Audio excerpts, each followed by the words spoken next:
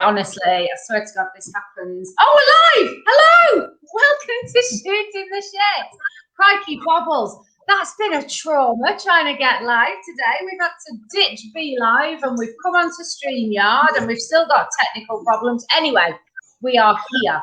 And today we have a very special episode. As you will see, we have two non-shitters on the show today because we are celebrating the International Day Against Transphobia, Homophobia and Biphobia.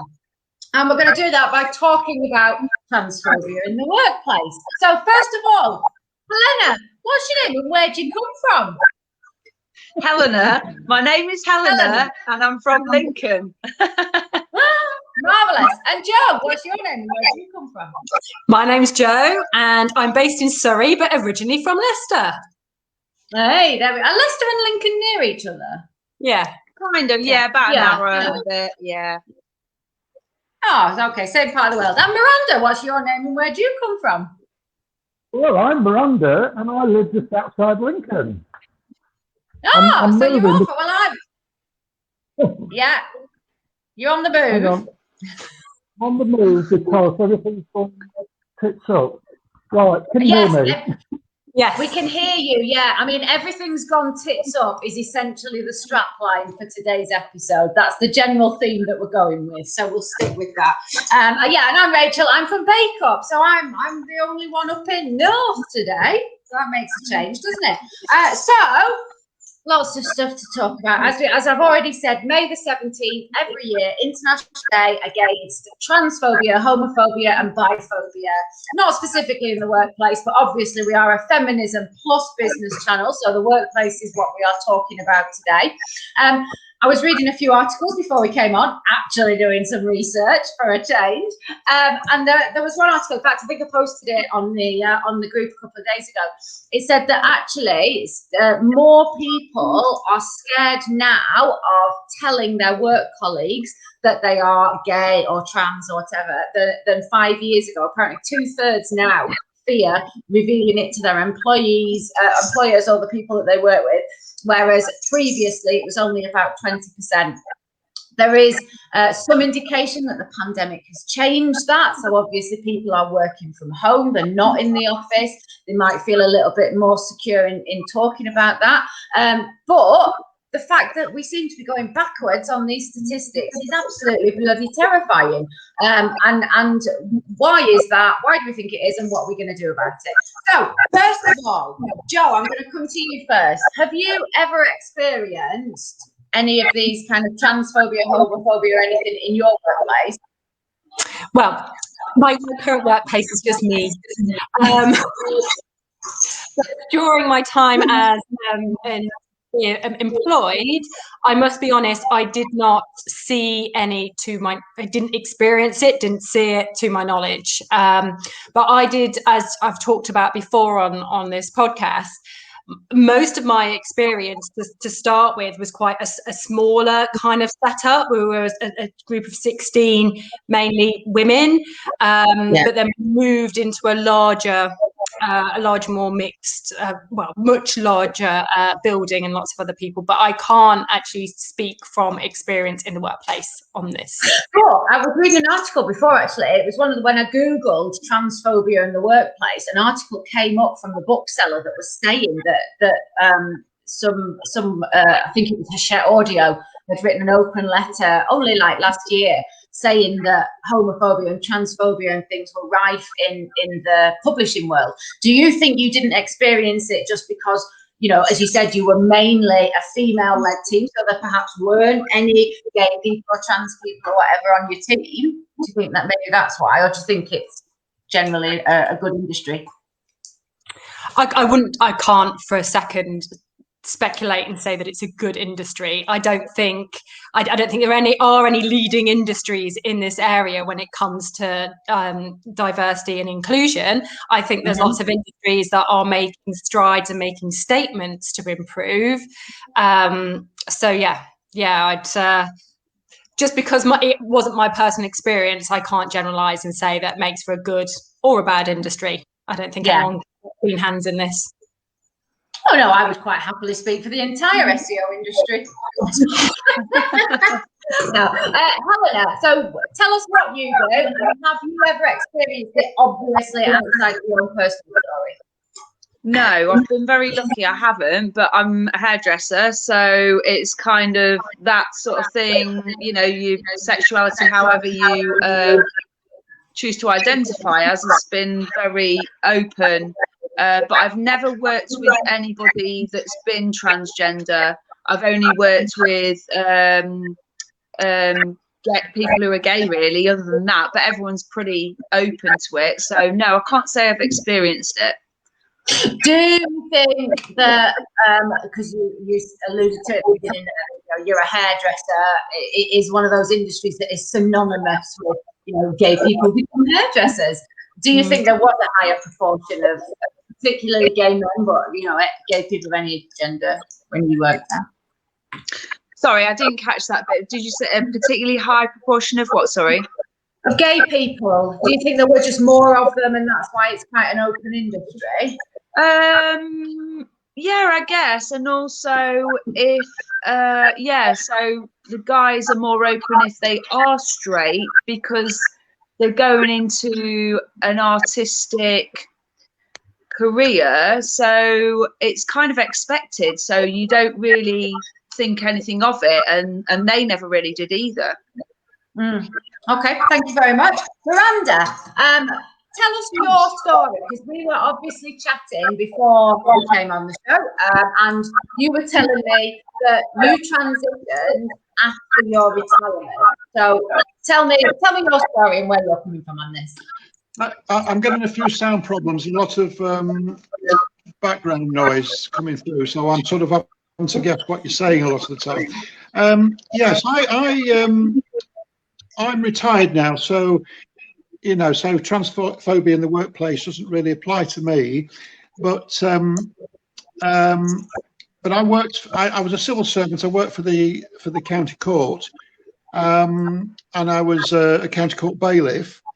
So that was the reason why I couldn't come out years and years ago. I had to wait until I retired, and actually.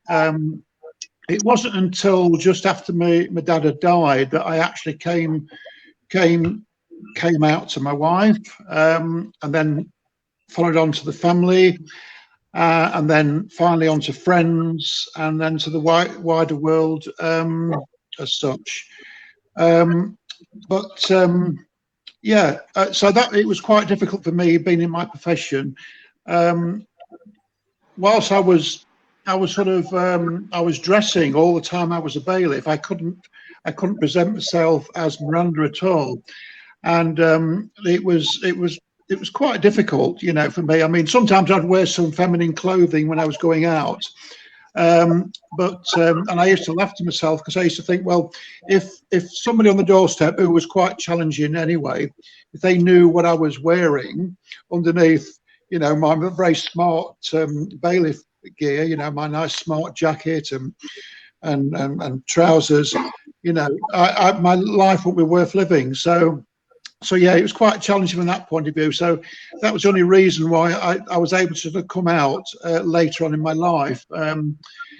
As far as transphobia in the workplace, I think the thing is with a lot of government departments, they're quite accepting of virtually lots of people, but it's very often a case of ticking a box, the moment somebody would come out and this, it's as a gay or as lesbian as such, then suddenly they would have to have office meetings, and you'd have to start signing all these little declarations to say that this was going to happen, that was going to happen. You had to be careful what you said and everything. So it was quite difficult from that point of view. And I mean, there was quite a few people. Well, I say quite a few. There was a few people in the office who were lesbians, who were gay, but it didn't make a difference, not in the slightest. I mean, and probably my best friend in the office was actually a lesbian. And I hate using that term because I hate using labels for anybody. But she was just a good person. and she still works in the county court, and I'm still in touch with her. She's married her partner, you know, and we still keep in touch, and you know, that's basically.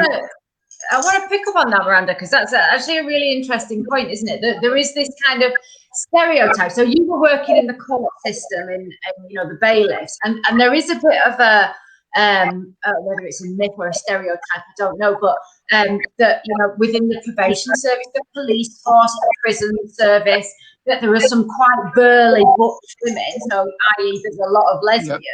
But if there was a gay man, you know, that would not be permitted, because, as you say, it's quite, you know, quite. You have to be quite a butch. You know, it's got an impression of being a very manly profession, hasn't it? Is that what you found? Well, yes, of course. Yeah. I mean, I couldn't have done it. I would have probably been asked to move to a different job or something. Really? Simply because, well, I think that's how I think I would see it, because it's difficult to talk about it now, because I've been out of the job now for, you know, 8 years, nearly 9 years. So things are always moving forward, but I think the problem is it's only with a minority of people. It's not with the majority of people, and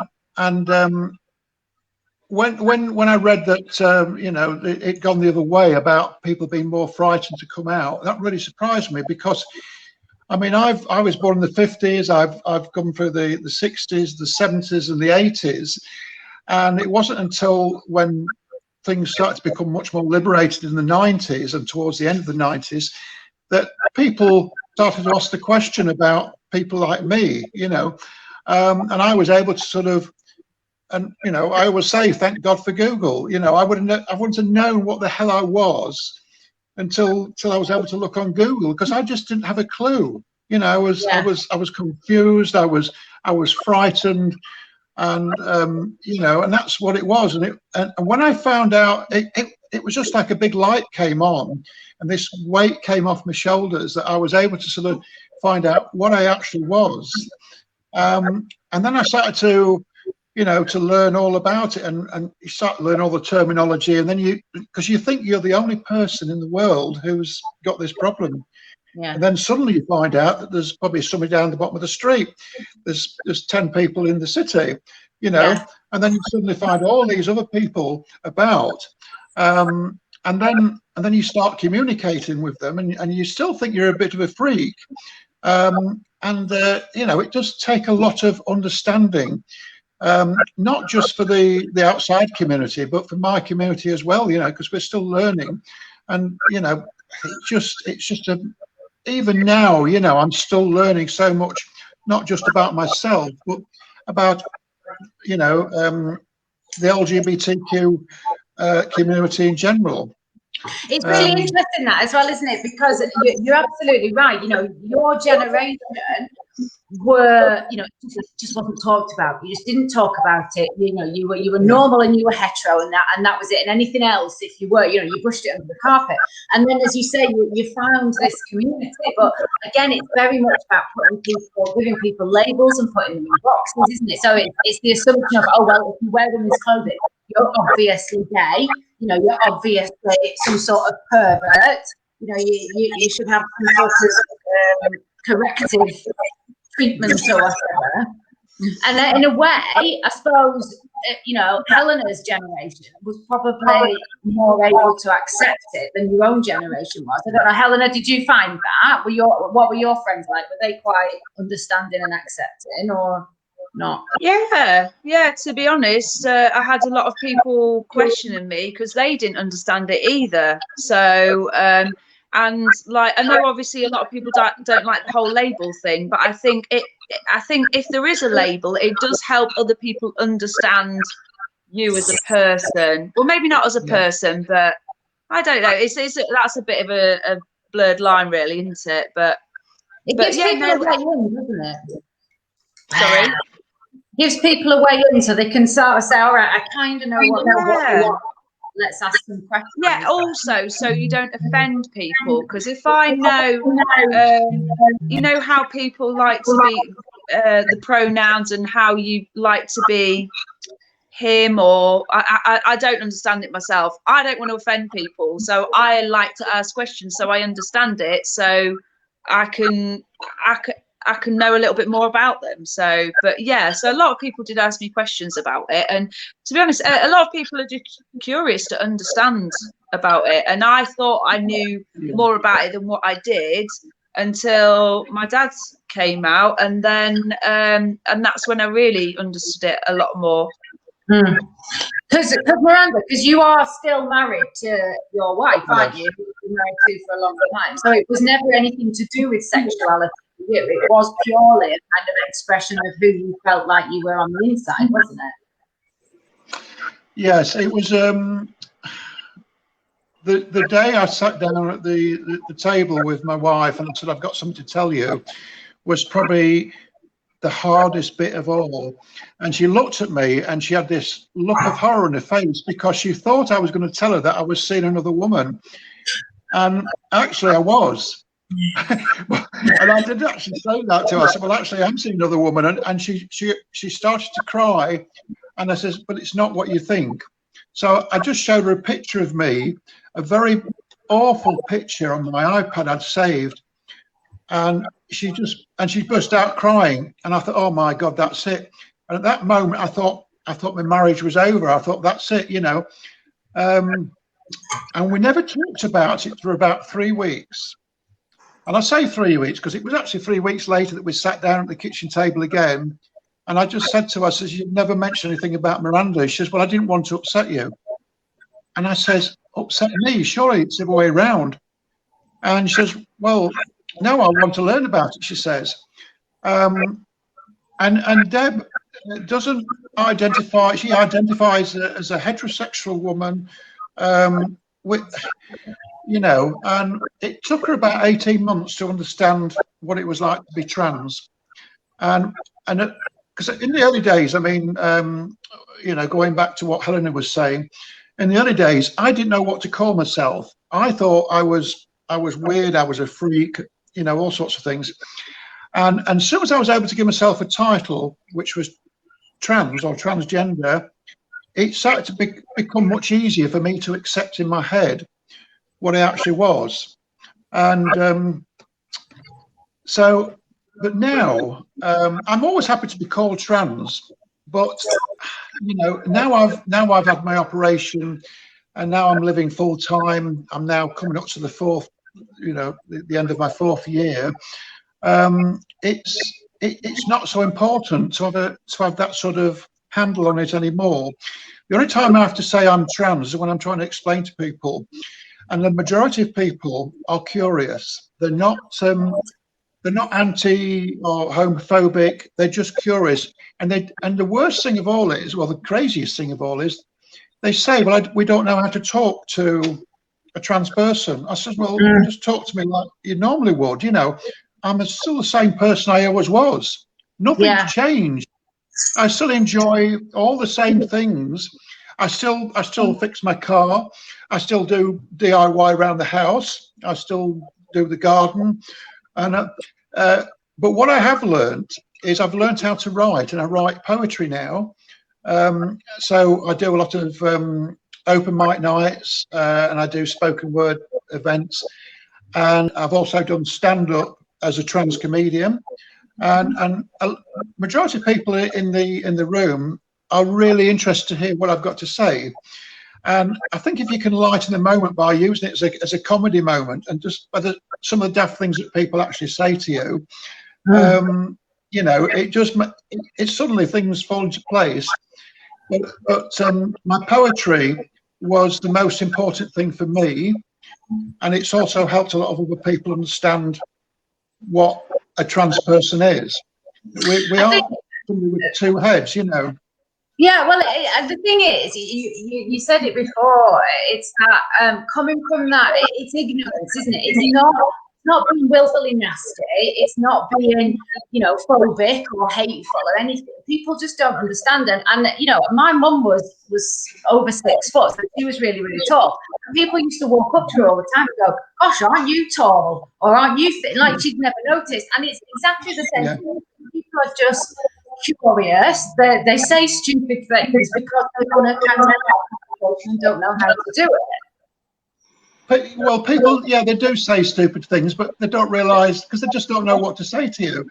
I mean, I've been really lucky with my transition. I've lost very few friends, and the ones that I've lost, as we all know, aren't your true friends anyway. And I can count them on such a small number. But I've gained so many new friends, dozens and dozens of new friends. I mean, I've got a season ticket at Lincoln now. I go and watch home games when we can eventually get back in the stadium. When I first started going, everybody looked at me a bit, a bit strange. And during the first season, there was a program on telly. It was about a surgeon on Harley Street, and some of the people on the program I actually knew. I'd socialised with them in the past, you know. And so that was of interest to see what they was going through themselves and what operations I was having. And one day I was down at the ground and I just sat down, and there was about 4 different people from all different parts of the stand. I mean, this stand holds like 5,500. And they came up to me and they said, "Oh, we saw that program last night and we thought about you." So I thought, "Oh, thank you very much." You know, so it got me to realise that people had seen me in this 5,500 seater stand, and I wasn't scaring them. They didn't know how to talk to me, and that helped me to open up more to people. And now everybody who sits around me when I'm there, we're all friends. You know, I mean, they obviously call me by my name as it is now. And they don't talk about anything but football, say, you know, or, you know, not interested in the things that, you know, people are quick about. It's not the main part of you, is it? And I do want us to move back to the workplace, so I am going to move on in a minute. But Hannah's asked the question. She said, "Do you feel that being gay is more acceptable than being trans?" For example, if you'd said I was gay, would you have been more accepted than being trans? And I want to follow that up with, because what you said about you as a person, you didn't change. You were the same person inside, only the outside of you. But for Helena and for your wife, the person that they were with had, you know, visibly changed. So, for example, the people assume that Debs is gay now because she's with a woman, whereas actually in Deb's head, you're the same person that she married all those years ago. Yeah. I mean, there was once or twice when I was working as a bailiff, when I was probably a little bit frightened about what was going to happen while I was there. And there's been a handful of times when I've been a little bit scared about when I've walked into a room full of people, and there's been 1 or 2 of those people in the room who are giving you that look, and you can see it, you know, from a mile off. And sometimes I would go straight up to them and I would say, "Hello, how are you?" And they would either recoil in horror, or they'd look at me a bit sort of gobsmacked and say, oh yes, hello, you know, and then they'd sort of grab the beer and walk off. But going back to something that Helena said earlier on, and I've always said this as well, that Helena and Simone, they was going to school in a period when like when I was growing up, it was about colour and about if he was gay, that was it, you know. But when my 2 daughters started going to school, it wasn't so much about colour. They understood it more, and they never talked about it. So, and then as time has moved on, it's gone from you know, it's not so it's not talked about, it doesn't matter about whether you're black, it doesn't matter whether you're coloured, it doesn't matter whether you're gay or lesbian. And I think nowadays it's a much more accepting world, which is good. But from my point of view, I don't feel so frightened now to walk into a pub. I'm always aware of my surroundings, always checking round, and I'm always being careful when I walk out of a place at night. Certainly, if I walk out of a pub and I walk into my car, I'm always very careful. But I'm no different from a lot of women who are in the same position. I'm, you know, there's going to be a very small percentage, 4 or 5% percentage of people who have been brought up in a negative way. You're not born to be racial. You're not born to be transphobic. That's taught to you in the home. And I mean, when I was growing up, I mean,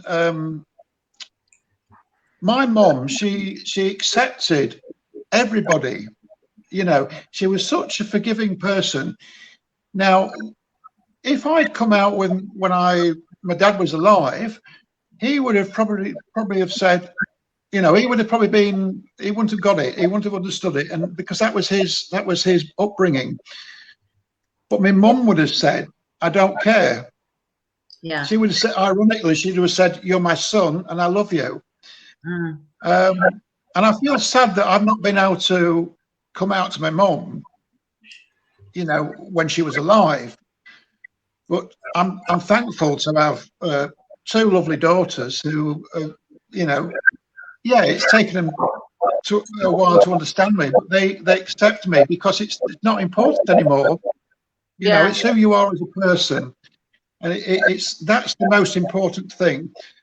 I have changed so much since I came out. I'm just different because I'm happy. That's the reason. I'm happy, so I'm able to let myself go. I'm able to be the person I always was, but couldn't let it show. I often wonder, you know, when they say like, oh, you know, mums always know that when their children are gay or whatever. I do wonder if perhaps your mum might have, you know, she perhaps wouldn't have been that surprised if you had told her. No, I don't think she would have been surprised. I would have probably been mortified if she'd known for like years and years and never let on. That would have mortified me. I mean, if she was alive now, I would quite happily walk into the room and say, hello, mum, you know, and she'd probably talk about what I was wearing, you know, and makeup and all sorts, you know. You know, whereas we've got some friends, we actually went to see them at the weekend, went and had a coffee with them, and we've got a camper van, and that's how we met them. And when I transitioned, well, after we'd got to know them, Brian had said, oh, I hope she doesn't want to talk about makeup because I won't know what to say. And we sat down and started talking, and we started talking about repairing cars and all sorts of things, engineering wise. And he just suddenly opened up, and I mean, we're the best of friends now as 2 couples, you know. They don't.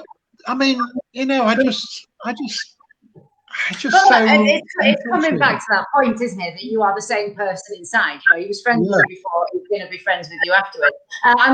We haven't even talked about the workplace very much yet, so I am going to move us along. So, Helena, though, I do just want to quickly ask, what was, you know, did you feel comfortable telling people straight away? Did it take you a while? Did you wait until people found out? Did you talk about it at work? How did you kind of deal with that? When I first mentioned it to people at work, one of the girls that I spoke to, she was identifying as lesbian at that point, and then she came out as bisexual, but she was just open to listening to me, so I didn't go into loads of detail, and she was empathetic and towards my dad and understanding, and yeah, and just asked me how I felt about it, which I just felt it was a little bit surreal, but you know, it was like 1 minute it just felt normal, next minute I thought this doesn't feel real. So, but other than that, when I talk about my dad now, I have to say, when I say my dad and I say she, I then have to say, oh, my dad's transgender. So when you hear me say my dad and then she, so that they understand when I start talking about my dad, why I'm saying my dad and she. But other than that, it's not very often that people, like, some people ask if they're curious, but other than that, they just listen to the story that I'm telling them, whatever it's about.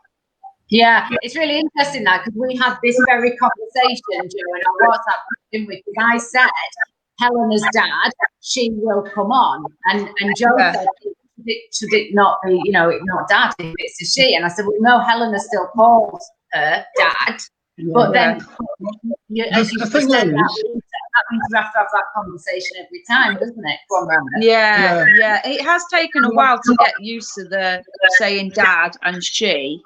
But and I still slip up sometimes. So, but it's taken me quite a long time to get used to saying dad and she. But do you know what? I tried to explain it the best way I could to my children, and what I wanted to get over to them was that I was still their dad. I wasn't, just because I was wearing different clothes and being a different person, I was still their dad. And it's the same with my grandchildren. I said to them, I remember Caris, she looked at me one day, and I said to her, I'm still your granddad, you know. I'll always be your granddad. And she looked at me. She had this real, I don't know, loving look on her face. She put her arms around the waist, which is not very often, and then went and sat down and just carried on with everything like nothing had happened, you know.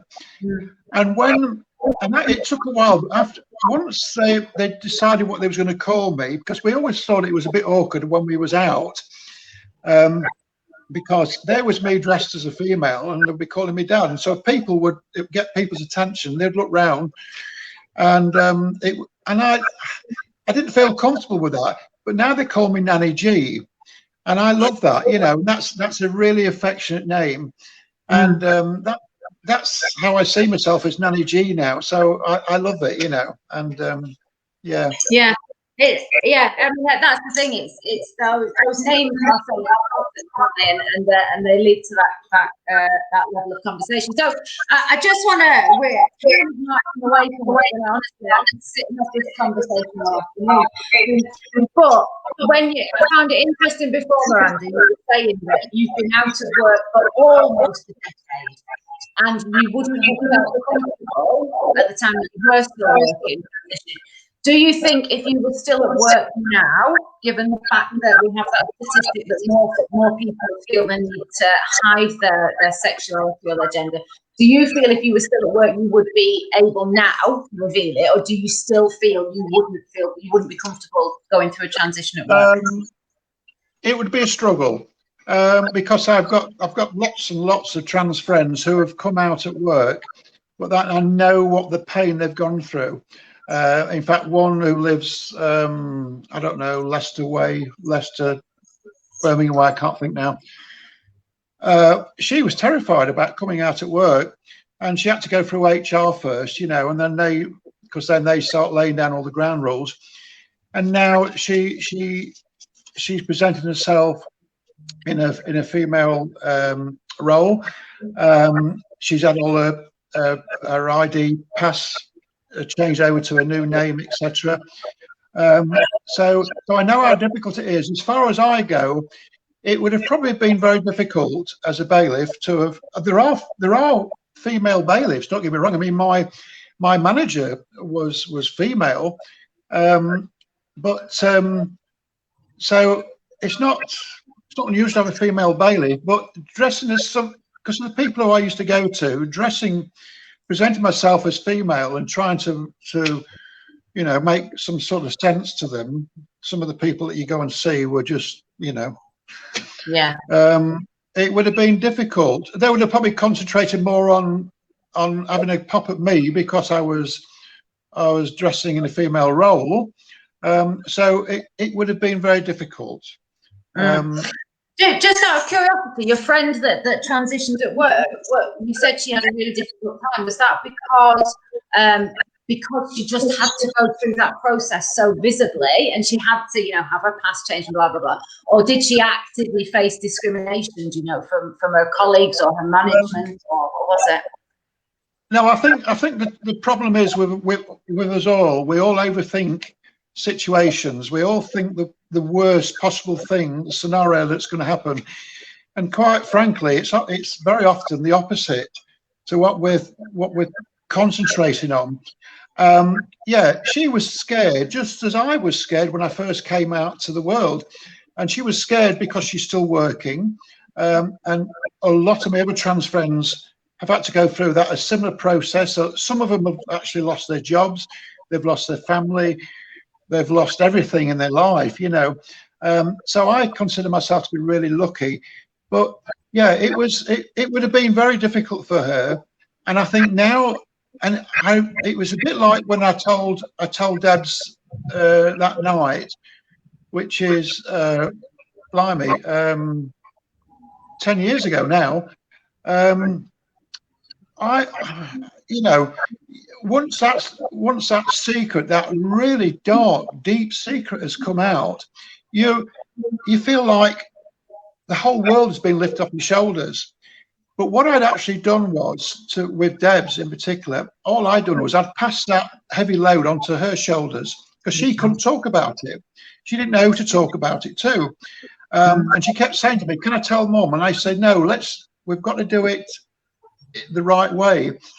And it took about 6 months before we could actually go and tell her brother, his wife. And just as we were telling them, in walked my mother-in-law through the door. And I was livid because I wanted to tell them first, and then I said, "All right, I'll start again." So I had to go through the whole process again. It was agony for me. So it is difficult. It's difficult, but once you get past that and you get past all the obstacles that are in your head, the easier it becomes. And it's become easier for me writing my poetry, and writing in such a way that actually gets people's mind thinking. And people will come up to me afterwards, who I thought would be very anti, have come up to me and congratulated me for helping them understand what it's like to be, something different. And I think that's absolutely crucial. So my next question is about, the workplace, and how do we start to normalise it in the workplace? But we do that by normalising it everyday life. So Kareem, who is my cousin from America, hi Kareem, he's a practicing Muslim and has been brought up Muslim, and he shared something, I'm sure he won't mind me telling this, shared something on his Facebook page a while ago now. I don't think it was specifically about trans, I think it was about homophobia or something. And quite a lot of people jumped on that and said, this is not permitted by our religion, it's not sanctioned in the Quran, you shouldn't be thinking like this, blah, blah. And Kareem very valiantly, batted back and argued with them. And so, it's still very real, isn't it? This level of prejudice, not just religious, or it's in all walks of life, all religions, all cultures. This view that it's not normal, and how do we then enable people? The younger generation are very flexible with it, but particularly, people who are sort of 35 and upwards. How do we normalise this situation and persuade people that sexuality is a fluid thing and gender is a fluid thing? Is it just by talking about it and all the things that you're doing, Miranda? I don't think you can normalise it within a religious belief. I've worked in the Middle East, so I know exactly what it's like over there. The way they treat the opposite sex. But this is the world what we live in at the moment. We live in a world of bathroom debates, religion, religious beliefs, and I don't think. When we was watching the news a few years ago with ISIS, and they were throwing gay people off roofs and anybody who wasn't on their side, there was murdering them, chopping the heads off and all that. You know, that's what they believe in, and I don't think you're ever going to be able to change that. But when you think about it, they are such a tiny minority. Now, I know the Muslim religion, it covers, you know, a vast part of the planet, but the extremes of religion, you'll never be able to do anything about. Just as you'll never really be able to change somebody's mind in the pub who's been brought up to believe that a man is a man and a woman is a woman, you know, black is black and grey and white is white. You're never going to be able to change that. It's just through it from those perspectives. It is about education, but there are just some people you're never going to be able to convince. So the thing is, so the thing is, to get through life as somebody different, like a trans person, that you have to surround yourself with the right people. You know, in life, don't surround yourself with negative people. And the few negative people that used to be in my life have gone. They're no longer part of my life. So that has helped my mental health, you know, because I was going through lots of mental health issues, you know, for years and years, long before I even understood what I was. So, you know, it wasn't on more than one occasion, I didn't want to be living anymore. You know, I was prepared to kill myself. And it's only, but now I'm just the opposite. I'm so happy with my life, and I've got so much going for me. You know, I've got a great family. I've got a absolutely fantastic wife who's just, you know, people who accept me for what I am, and end of story, you know, basically. Yeah, so. absolutely. John, what do you think? How do you think we start to normalise it and have these conversations in society and in the workplace? Well, I just wanted to bring attention to, there was, I don't know who it is because it just says Facebook user, but someone here is just leading up prior to our discussion just now, has shared that as a practice, talked about being a practicing Muslim, but being working in management in the US, that, you know, it wasn't, you know, that it's sort of non-hetero is not discussed or broached, this person has written, but having worked in the US, they've had to learn to embrace new words and new ways of thinking to give fair treatment. So I just think that's a lovely balance to, you know, even within a religious setting that doesn't allow for even a conversation, that individuals are taking themselves out of those belief systems to think differently. So I think we're bringing it back to the humanity as well, isn't it? It's, and you know what Miranda was saying about her poetry and your stand-up comedy. You know, if you share a personal experience with somebody, you know, that blanket view of this is bad and this is right comes from not understanding or not knowing anybody in that situation. And I think just by hearing somebody else's story and thinking, oh, actually, you know, there's a bit of humanity in that. That's at least a start, isn't it? I think it was during one of my writing conferences, romance writing conferences about diversity and inclusion. It was in America when they were talking mainly around race, but a woman in the audience when we're having the discussion, an African-American lady just said, fundamentally, we've got more in common than we have differences. We're all human beings. And it's just, let's relate to one another as human beings, that we do have so much more in common. We love and we cry and we hurt and we smile. There's so many more things that are shared. And if we can approach individuals from there as a basis, that's such a more powerful place to come from, not how you differ. And that, you know, in itself, just an ethos, how people bring up the children, how you talk in the workplace, that can all help. You know, inclusivity doesn't push other people out. Inclusivity serves and helps the human race. You know, we're just more the same than we are different. And I think that's... Absolutely. Yeah. Helena, oh, go on, Miranda, yeah. Sorry, I'm going to say it does take much more energy to be negative than what it does to be share joy in somebody else's life, you know. I mean, that's what it's all about at the end of the day. It's an all-consuming thing to be angry with other people. It takes a lot of commitment, doesn't it, to hate and to be angry and to project all of that. And it is so much easier just being, you know, just saying, all right, you know, there are people on this planet and they're different to me, but that's okay. Helena, I do just want to ask you, because Miranda, you mentioned about Kerry. So Kerry's your little girl. I think she's similar age to Leon, isn't she? But, you know, Leon has many aunties and uncles and family and friends and stuff who are gay, who are in same-sex relationships, who have children, don't have children, blah blah blah, and that to him now is just normal. He you know, he's quite happy that relationships come in all shapes and sizes, and it was really nice that Kerry just accepts that, you know, she's got a granddad that's maybe not the same as everybody else's granddad.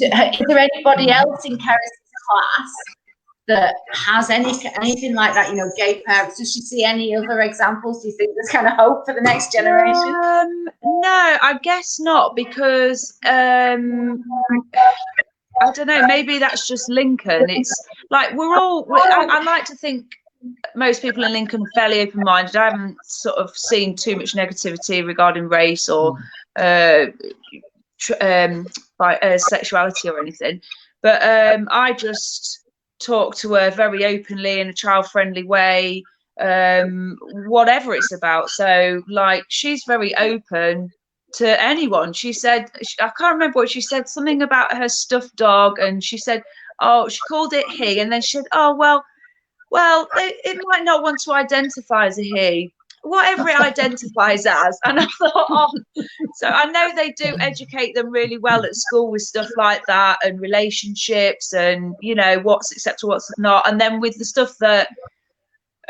I'm open with her about, you know, she's never got any questions, but no, I don't. No, not that I know of. There's not a lot of that I've seen.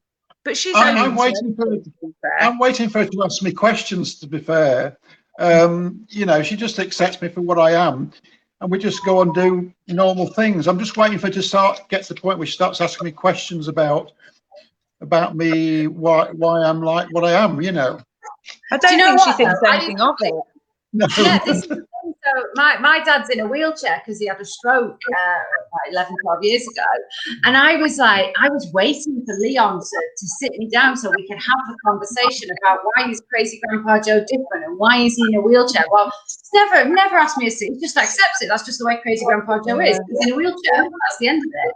And I think that's the great thing, isn't it, about kids, is that they don't need to know, because that's just you and that's the way you are, and that's enough of an explanation for them. So you might be waiting a long time for that conversation, Miranda, because she probably does not care. Well, I thought I was a little bit different when I was probably 7 or 8 years old, because I always preferred to play with the girls than what I did with the lads. And as I got older, even now, I still prefer the company of females. I don't know, you know, people might think that's just a little bit, you know, a bit dodgy.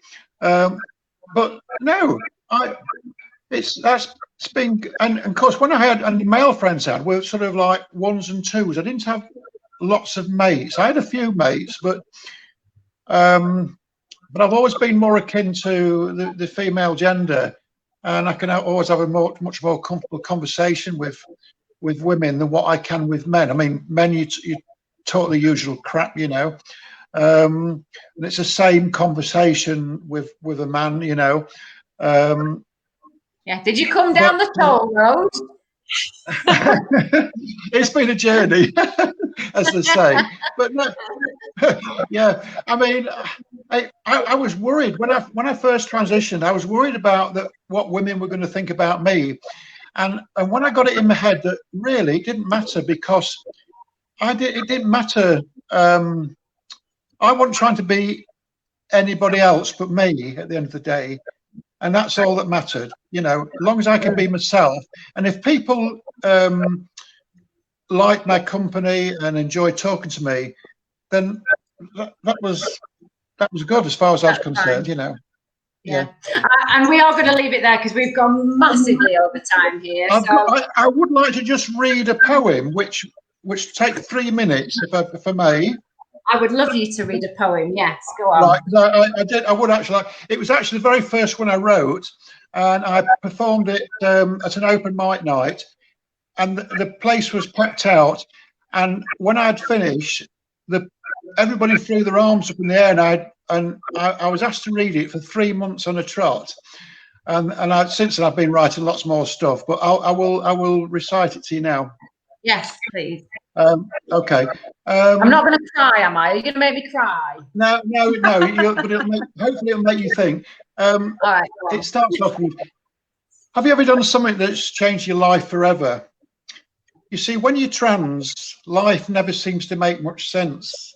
When it seems the university is out to wrong you and put you to a black or white box you don't belong to. A lemonade mix of lunatics and politics, a blinkered vision of perception, subdivision, sex change or interchange. But I will not be that funny little T that hangs tight to the right of the LGB, your scapegoat or whipping girl or pleasure boat to ride upon. And since when did the pitch of my voice mean I now have a choice to express the person that I'm thinking? And who am I to question the facts of life about the boys and the girls and the X and the Ys, when the only thing I've known sometimes are the tears that fill my eyes when asked, what am I? Is that too much to ask the human race? But you know, all our lives are full of subtle nuances. So here's just a little bit about me. I'm tall, I'm slender, I was born the wrong gender, and I'll be chemical engineered to express the right gender. With everything from the face to the ace, spending 2 to 6 years of surgical mending and thousands of pounds of versatile spending to finally be that girl, a real manufactured, cultured pearl. And yes, I have a caring family and loving wife who do remarkably well with my change of life. You see, from the moment I told you nothing's changed except those different clothes, a lot less testosterone, I'll talk about poetry and football and even Formula One, and I'll tell those same daft jokes 100 times bar none. But even after all this, it still pays me to be light on my feet. Because I ask you, have you ever tried to run in heels? Have you ever tried to run for your fucking life in heels? You see, how can you win this race when they lurk in your inbox and want to spit in your face? So I run to the shops when I used to walk, and it hurts. Because I don't want to be that bunch of flowers on the street. How can you converse with a man who has a dick in his hand when perhaps the only trans he's ever seen are those having sex on his laptop screen? God hates fags. Does he really? I mean, really? Are we even allowed to speculate on the man beyond the pearly gate? Isn't a rule about that at the back of the book that was used to attack us with all that hate?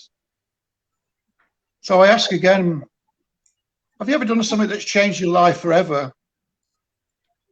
Some of the prettiest eyes have cried the worst tears, and some of the kindest hearts have felt the worst pain. So rest in peace, all those beautiful trans people from around the world who have died at the hands of the state. You see, it really is Gendergate when you put your hands into their fate. I'd clap, but I'm holding my phone. Have you heard it before? A long time ago. Yeah, you've heard it once, yeah. That was really powerful, Miranda, and really moving. And don't cry, though, because now you're going to make me cry. I'm on my period. There's going to be tears everywhere. Well, it's the reaction that I get whenever I read it, and the room goes into silence. And then I've had teachers, I've had, the people, the roughest arseholes have come up to me and said, wow, that was so powerful, you know. And they've sat down and chatted to me. And to be honest with you, at times it's blown me away when they've come and spoke to me that actually people want to know what it's like to be like me, you know. Yeah. So, Joe, have you not got a tissue near you? I've got one. I feel sorry bad. about that. Absolutely brilliant. And there we go. We asked the question: how do we change people's minds, and how do we get more inclusivity into the workplace? Poetry is the answer. Yeah. Send Miranda out. Yeah. That's brilliant. Yeah, thank you. We can't top that. So I would just like to really thank both of you. Thank you, Miranda and Helena, for coming on. It's been a pleasure. Thank you for your honesty. Yeah, I had a page full of questions that we were going to ask, and it was just too interesting to hear both of your stories. I'll tell you what, I could talk all for, you know, 24 hours and not even reach everything I want to talk about. But no, thank you for listening to me. I'm blessed to have people, you know, in my life who understand me and who want to listen. And thank you very much. Thank you. It's wonderful. We'll get you back on shortly. Right, now we have to do the waving. We have to do the silly waving. So thanks, everybody. We'll be back with another one soon. Bye.